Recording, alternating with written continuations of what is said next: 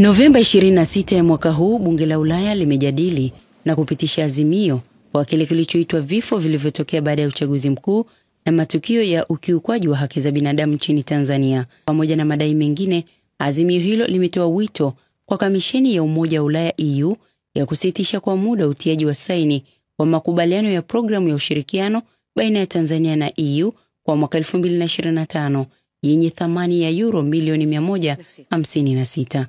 Kwa mujibu wa waziri wa mambo ya nje na ushirikiano wa Afrika Mashariki, Thabiti Kombo, fedha ambazo Tanzania ilikuwa inanufaika nazo ni 10% pekee, ambazo zilikuwa zikitumika katika miradi mitatu ambayo serikali ina uwezo wa kutumia fedha za ndani katika kuigharamia, na kwamba azimio hilo lipo katika hatua ya awali, halijapitishwa kwa utekelezaji.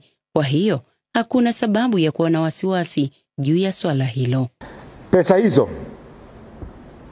sio kwa ajili ya bajeti ya serikali.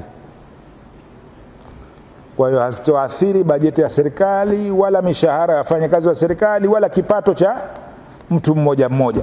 Kwa hiyo jumla milioni 138.6, 90% inakwenda kwao, 10% inakuja Tanzania katika hizo wizara tatu nilizotaja. Na baadhi ya mashirika, kampuni, NGO wanaopata subcontract kupitia miradi hiyo wanaweza kuathiri, kwa sababu wanapewa subcontract na wale wakubwa wa nchi wanachama ambao wanaingia. Katika hatua nyingine, Kombo amesema kuwa tayari juhudi za mazungumzo zimeanza ili kupata mwafaka. Kuzingatia uwezekano na manufaa tarajiwa kati ya wadau wa ndani na nje, tunaamini serikali kwa pamoja na EU tutaendelea kwa majadiliano. Na balozi wa EU amethibitisha na tayari ametuletea barua ya kukutana na sisi.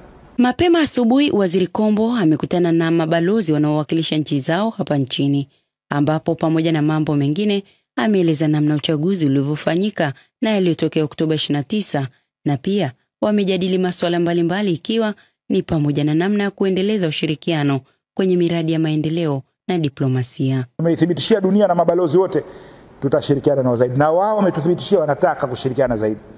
Kuna wengine wanataka kushirikiana na sisi zaidi katika kuponya, wanaita healing process.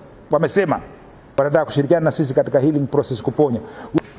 Mabalozi wametuhakikishia watatoa mashirikiano na wameomba kukutana pia na wao na hiyo tume ya inaitwaje, tume ya uchunguzi tume ya uchunguzi kwa Kiswahili. Najua mimi inquiry commission au kamisheni ya uchunguzi.